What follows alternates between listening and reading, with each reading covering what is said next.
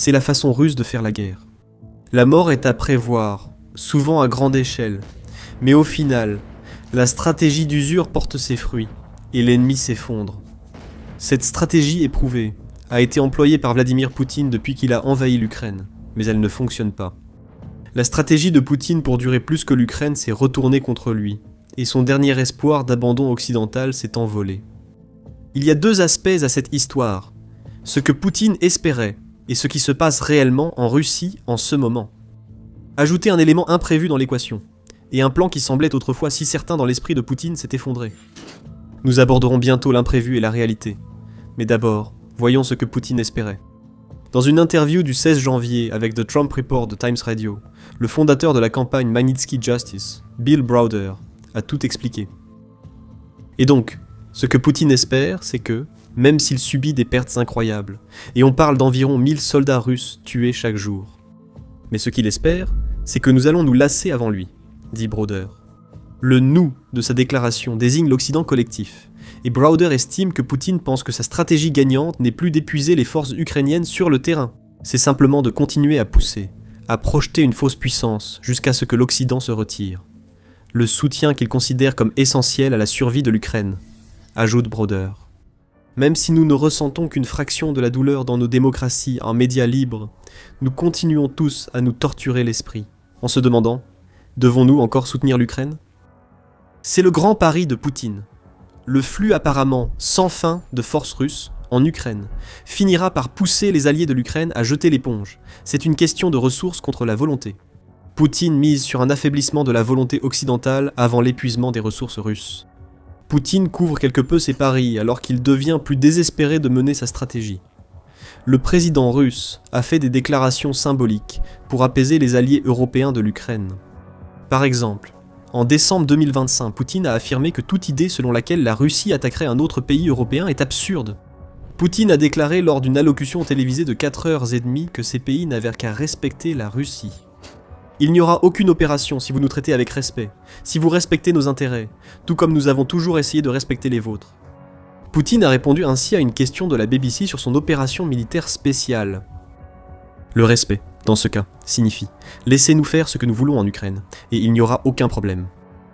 Poutine ne semble pas se rendre compte que ce que la Russie fait en Ukraine est précisément la raison pour laquelle l'Occident collectif a été aussi ferme dans son soutien à ce pays jusqu'à présent. On pourrait interpréter ces propos comme une tentative de flatter ceux en Europe qui pourraient soutenir que la guerre en Ukraine a trop duré et qu'elle épuise les ressources de leur pays. Poutine espère encore que sa stratégie fonctionne, avec de bonnes raisons d'y croire. Pour certains, la réaction collective de l'Occident à l'invasion de l'Ukraine par Poutine a d'abord été décevante, et elle n'atteint aujourd'hui que le niveau attendu il y a 4 ans. L'une des personnes qui partage cet avis est Bodin Nihilo, qui a écrit un article pour le Kiev Post le 17 janvier dans lequel il soutenait que les retards dans l'apaisement en sont la raison. La Russie a mené une campagne hivernale de frappes aériennes, privant des milliers d'Ukrainiens d'électricité et de chauffage. Nihilo mentionne les défenses aériennes réclamées par l'Ukraine depuis des années. Ces demandes ont suscité hésitations, retards et craintes politiques d'escalade. Les dirigeants occidentaux, surtout à Washington, redoutaient de provoquer Moscou et d'apparaître trop impliqués. Ils ont envoyé des javelins et des HIMARS, ce qui a aidé sans stopper les attaques continues de missiles et drones russes lancés de loin, souligne Nihilo. Tu as peut-être raison face à Poutine. L'Occident, surtout les États-Unis, étant hésitant à risquer l'escalade, il garde sans doute une marge de manœuvre. Continue comme ça, c'est le mantra actuel de Poutine. L'Occident restera effrayé et finira par céder, et quand ce sera le cas, l'Ukraine sera à prendre.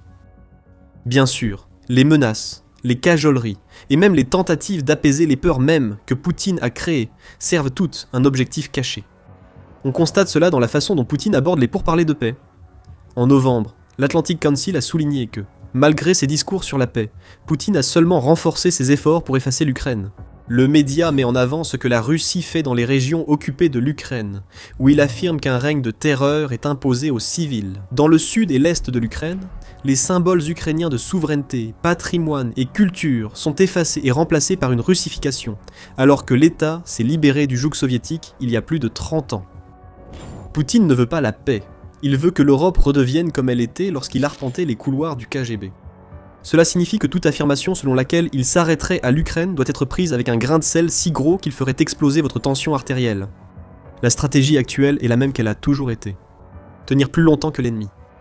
La seule nouveauté, c'est que Vladimir Poutine considère de plus en plus l'Occident, surtout l'Europe, comme l'ennemi à surpasser, plutôt que l'Ukraine. L'Occident. Abandonner serait le scénario idéal pour Vladimir Poutine. Il y a aussi une faible chance qu'un élément imprévisible, évoqué plus tard dans la vidéo, l'aide à atteindre cet objectif. Cependant, ce que l'on constate dans la plupart des pays occidentaux, c'est que le plan de Vladimir Poutine s'est effondré. Hormis le fait de se retirer du soutien à l'Ukraine, beaucoup des alliés les plus solides de l'Ukraine ne font qu'intensifier leur appui. C'est ce que nous avons observé dès janvier 2026. Le 16 janvier, l'Ukraine et le Royaume-Uni ont célébré le premier anniversaire de leur partenariat historique de 100 ans. Ce partenariat vise à envoyer un message clair à Poutine. Le Royaume-Uni soutiendra la souveraineté de l'Ukraine, même après le départ du président russe. Une promesse de 20 millions de livres sterling, environ 26,99 millions de dollars, a été faite pour soutenir la sécurité énergétique fragile de l'Ukraine à cette date. Cela fait de ce partenariat au moins un accord apparemment solide comme le roc, dans lequel Poutine ne peut pas s'immiscer. Juste 10 jours avant cet anniversaire, la déclaration de Paris a été révélée. Cette déclaration est un accord entre le Royaume-Uni, les États-Unis et la coalition des volontaires dirigée par le Royaume-Uni et la France. Pour garantir la sécurité de l'Ukraine après la guerre, il est proposé, en plus des garanties, une force multinationale avec un mécanisme de vérification du cessez-le-feu, dirigé par les États-Unis. La déclaration a également vu la coalition réaffirmer son soutien continu aux forces armées ukrainiennes et affirmer qu'elle prendrait des engagements contraignants quant à la manière dont elle réagirait en cas d'une future invasion russe. Encore une fois, le message a été envoyé. L'Occident travaille activement à un avenir où l'Ukraine existe, ce qui est à l'opposé de ce que la stratégie de Poutine est censée accomplir. Des exemples concrets montrent aussi que l'Occident refuse de laisser Poutine agir librement. En janvier, les alliés de l'Ukraine ont saisi 3 navires de la flotte fantôme russe. Les 2 premières saisies ont eu lieu la première semaine de l'année, lorsque les forces américaines ont arrêté le Marinera et le MT Sofia. Ces navires étaient liés au Venezuela, où les États-Unis ont récemment mené une opération pour capturer l'ancien président dictatorial, Nicolás Maduro. Plus récemment, la France, avec l'aide du Royaume-Uni, a saisi un autre navire de la flotte fantôme en Méditerranée. Le Grinch, nom bien choisi pour un navire russe, a été abordé, inspecté, puis emmené pour un examen approfondi. Les déclarations et partenariats prouvent que l'Occident soutient toujours l'Ukraine. La saisie des pétroliers est un rappel beaucoup plus concret du fait que ce soutien est fort dans le présent, ainsi que potentiellement fort à l'avenir. L'Ukraine espère que ces saisies de la flotte fantôme continueront, voire s'intensifieront, affirme Bruder. Que cela se produise ou non dépend de ce que Trump dit à des dirigeants comme le président français Emmanuel Macron et le premier ministre britannique Sakia Starmer. D'une certaine manière, par lui, Trump, s'attaquer à la flotte fantôme vénézuélienne, qui chevauche également la flotte fantôme russe, c'est encore une fois humilier Poutine, déclare Bruder. D'un autre côté, nous n'entendons aucune annonce de Trump prenant le contrôle et montant à bord de navires de la flotte fantôme appartenant à la Russie qui n'ont rien à voir avec le Venezuela, ajoute-t-il. Le soutien américain à la flotte fantôme dépend sans doute de l'intérêt des États-Unis dans leurs politiques actuelles. Poutine analysera ces exemples de soutien à affaiblir, apparus en 3 semaines depuis le Nouvel An, et constatera que sa stratégie ne fonctionne pas comme prévu. Rappelez-vous, cette stratégie repose sur l'usure. Ressources russes contre volonté occidentale, qui reste forte comme mentionné plus tôt. Mais ce qui blessera vraiment Poutine, et qu'il n'avait peut-être pas prévu, c'est qu'une stratégie basée sur la puissance des ressources russes a négligé l'impact de la guerre en Ukraine sur le peuple russe. Cet impact est profondément néfaste, et il rapproche la Russie de l'abîme chaque jour un peu plus. Voici les contributions de l'Ukraine à la neutralisation de la flotte fantôme. Il y a une personne qui s'occupe de la flotte fantôme à sa manière, et c'est Volodymyr Zelensky, dit Bruder, avant d'ajouter. Et il immobilise systématiquement ses navires, lorsqu'ils entrent en mer Noire, et parfois même en dehors de la mer Noire.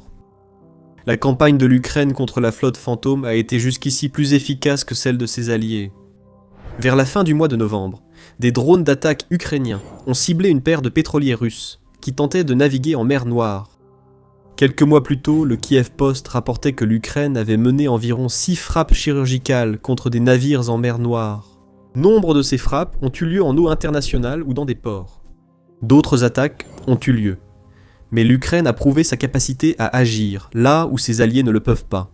C'est toujours une guerre d'attrition. Un navire de la flotte fantôme qui ne peut pas naviguer est un navire que la Russie ne peut pas utiliser pour vendre son pétrole. L'Ukraine a aussi frappé la flotte fantôme en ciblant massivement les installations pétrolières russes.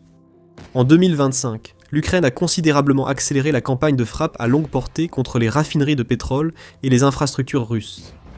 Cette campagne a eu des effets remarquables. En novembre, l'Institut de renseignement et de sécurité de Bloomsbury, ou BZ, a noté qu'environ 55% des raffineries russes avaient été visées par l'Ukraine depuis sa première frappe contre une raffinerie en juin 2022. Cependant, 2025 a été l'année phare. Jusqu'à présent, l'Ukraine est parvenue à mettre hors service environ 20% de la capacité de raffinage de la Russie, et elle a mené 48% de frappes réussies, en plus contre les raffineries cette année-là, qu'en 2024, affirme le BZ. Cette stratégie repose sur une logique simple.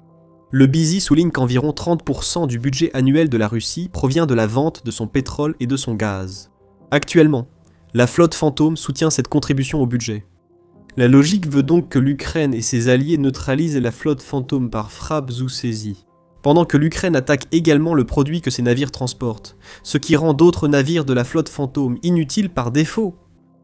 Une couche supplémentaire ajoutée à ces frappes contre les raffineries, et que l'Ukraine a également frappé des installations de stockage de pétrole brut, et, dans le cas de ces frappes, de janvier, en mer Caspienne, des plateformes de forage pétrolier russes. Ces attaques ont entraîné le niveau d'approvisionnement en pétrole brut des raffineries russes à son plus bas depuis 15 ans. Selon un article du 20 janvier publié par oilprice.com, les taux de traitement du pétrole brut ont également diminué de 1,7% en 2025 par rapport à l'année précédente, ce qui est une conséquence naturelle de la baisse de disponibilité du pétrole brut. La Russie attribue ces baisses à des maintenances imprévues, mais cela signifie simplement que nos installations pétrolières brûlent à cause de l'Ukraine. Si vous vous demandez comment les problèmes pétroliers sont liés à la stratégie de Vladimir Poutine pour affaiblir le soutien occidental à l'Ukraine, tout dépend de la volonté de l'Ukraine à se battre. La volonté serait-elle la faiblesse de Vladimir Poutine ? Il présente cela comme un combat perdu d'avance pour l'Ukraine dans l'esprit occidental. Est en réalité une guerre qui coûte si cher à la Russie qu'il est évident qu'avec un soutien continu, c'est l'Ukraine qui finira par tenir plus longtemps que la Russie. De plus, la situation du pétrole russe illustre comment Poutine perd progressivement une ressource essentielle à sa stratégie d'usure. Le pétrole n'est pas la seule ressource qu'il perd. Comme le souligne Browder, l'ampleur même des pertes humaines subies par l'armée russe est un exemple d'une autre ressource qui s'épuise. Selon Browder, Poutine a envoyé environ 1,2 million de jeunes hommes en guerre, qui ont été tués ou rendus invalides à vie, d'après les statistiques ukrainiennes. C'est énormément de monde, je veux dire, c'est un nombre de personnes inimaginable, ajoute-t-il. Le ministère des Finances ukrainien confirme ce chiffre, et affirme même qu'il a dépassé 1,23 million depuis l'interview de Browder. En privé, Browder suggère « Beaucoup de gens en Russie doivent penser que la mort qui frappe massivement leurs compatriotes doit cesser. Pour s'assurer qu'il restera des Russes après la guerre de Poutine, ces personnes doivent aussi faire face aux conséquences de la brutalité subie par les soldats russes. L'armée russe fait alterner ses soldats en Ukraine et à l'extérieur. Certains, sous contrat, peuvent rentrer chez eux s'ils survivent à leur mission en Ukraine. Jeter un groupe d'hommes qui ont été exposés au pire de ce que l'humanité peut offrir, souvent par leurs propres commandants et camarades, et vous obtenez une situation où la criminalité violente est en hausse en Russie. Browder suggère que cela devrait être attendu. Les soldats russes de retour ont été formés, même si souvent mal, à tuer et à mutiler des Ukrainiens. Ils ont aussi vu nombre de leurs amis et camarades être soudainement détruits sur le champ de bataille. Ces personnes psychologiquement traumatisées, une fois qu'elles ont terminé, si elles ne sont pas tuées au combat, reviennent ensuite et font la même chose en Russie, dit Browder. Au-delà de l'hyperbole, on voit que Browder a raison. Un rapport de décembre 2025 du Moscow Times indique que les soldats russes de retour ont été liés à plus de 1000 meurtres et blessures au cours des 4 années où la guerre en Ukraine a fait rage. Notez que cette statistique concerne seulement les quelques soldats revenus à ce jour. Si la guerre devait se terminer demain, environ 695 000 soldats reviendraient en masse dans le pays. Un certain pourcentage de ces soldats ramèneront leur brutalité chez eux. Ironiquement, cela causerait encore plus de morts et de blessés en Russie, pertes humaines que Poutine considère comme une ressource. Et malgré tout ce que Poutine a dépensé et perdu purement et simplement dans sa soi-disant opération militaire spéciale, l'Ukraine tient toujours, tout comme le soutien de ses alliés, tandis que sa stratégie s'effondre autour de lui. Le dernier espoir de Poutine pour survivre à l'Ukraine est la carte Joker évoquée au début de la vidéo. Vous l'avez peut-être déjà deviné. Les États-Unis, ou plus précisément l'administration Trump. Browder met en avant la contradiction de l'approche américaine envers la Russie sous Trump. D'une part, il cite les actions des États-Unis au Venezuela comme un signe que l'administration Trump n'a pas peur de froisser Poutine. Si la Russie s'y oppose, les États-Unis veulent que la prise de Majuro par leur armée soit un succès militaire éclatant, permettant d'entrer et de neutraliser toutes les défenses. Attraper le dictateur illégitime d'un régime voyou, l'extraire sans perdre une seule vie américaine. C'est le pouvoir que Poutine souhaite, mais 4 ans de guerre ont prouvé qu'il ne l'a pas. Donc, message envoyé ? Pas sûr. Browder évoque aussi les propos de Trump, voulant que les États-Unis contrôlent le Groenland. C'est une munition pour Poutine, selon Browder. Si l'Amérique veut le Groenland, pourquoi nous critiquer sur la Crimée ou l'Ukraine ? Browder pense que Poutine pourrait s'en servir comme argument. Trump ne semble pas vouloir fournir ce type de munitions à Poutine, préférant renforcer les États-Unis via sa tentative pour le Groenland. Cependant, une certaine hypocrisie subsiste. Le soutien affiché par l'administration Trump à l'Ukraine, comme la saisie de navires, est souvent contredit par les propos de Trump laissant l'Ukraine dans l'incertitude. À la mi-janvier, Trump a directement pointé du doigt Zelensky comme étant la raison pour laquelle un accord de paix entre l'Ukraine et la Russie n'avait pas été trouvé. Le Kremlin a réagi vite, avec Dmitri Peskov, le porte-parole de Poutine, qui a déclaré « Là-dessus, nous pouvons être d'accord, c'est vraiment le cas. Peskov parle avec les mots de Poutine. » Le président russe garde donc un faible espoir que sa stratégie de volonté sur les ressources finisse par réussir. Le problème des éléments imprévisibles demeure. On ignore toujours leurs prochaines actions. Si l'Occident, surtout les alliés européens de l'Ukraine, restent unis, l'imprévisibilité sera réduite et la dernière tentative de Poutine échouera. Après tout, Poutine est déjà dans sa phase finale, même s'il ne s'en rend pas compte. Pourtant, avec son influence géopolitique qui s'effondre, une série de problèmes économiques qui frappent la Russie, et tous les problèmes dont nous venons de parler qui s'ajoutent, Poutine s'est placé dans une situation sans issue, où seule l'escalade, sans espoir de victoire, demeure.